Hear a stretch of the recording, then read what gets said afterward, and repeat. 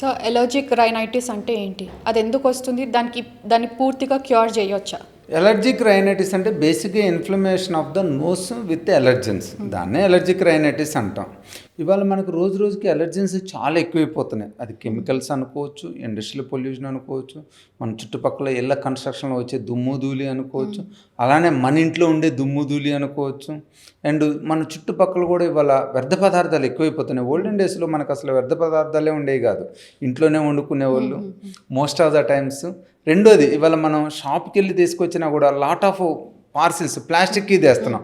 అవి ఎక్కడ వేసినా కూడా over a period of time దుమ్ము ధూళి పడుతుంటుంది.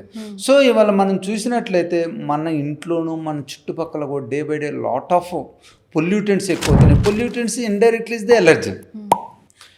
వీటి వల్ల ఇవాళ allergic rhinitis, inflammation in the nose రోజు రోజు పెరిగిపోతుంది అనమాట. చాలామందికి ఏంటంటే అపోహ ఒకటి ఉందండి, ఎలర్జీ వస్తే తగ్గదు అని. ఇవాళ ఎలర్జిక్ రైనైటిస్ నుంచే మెయిన్గా ఎక్కువ ఆస్తమాస్ కూడా వస్తున్నాయి. ఇప్పుడు మనం ఒక ఎలర్జీ పేషెంట్లో చూసుకుంటే ఎలర్జీ ఉన్న వాళ్ళు 60 మందిలో 30 మందికి ఆస్తమా ఉంటుంది. ఎలర్జీ నోసు లేకుండా ఆస్తమా ఉండేవాళ్ళు చాలా తక్కువ అన్నమాట. అంటే 80% ఆఫ్ ద ఆస్తమా పీపుల్లో ఖచ్చితంగా నోస్ ప్రాబ్లం కూడా ఉంటుంది అన్నమాట, ఎలర్జీ. సో ఈ సాధారణంగా ఉండే ఈ ఎలర్జిక్ రైనైటిస్ని మనం చాలా వాటికి కంట్రోల్ చేసుకోవచ్చు. Control is indirectly cure. నీకు ప్రాబ్లం లేకపోతే క్యూర్ కింద లెక్కే.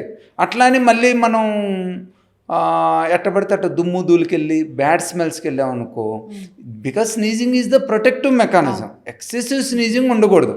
ఇప్పుడు మనం కంపారిటివ్గా ఆలోచించామనుకోండి, కోపం రావడం సహజం, ఉట్టిటి కోపం రావడం మంచిది కాదు.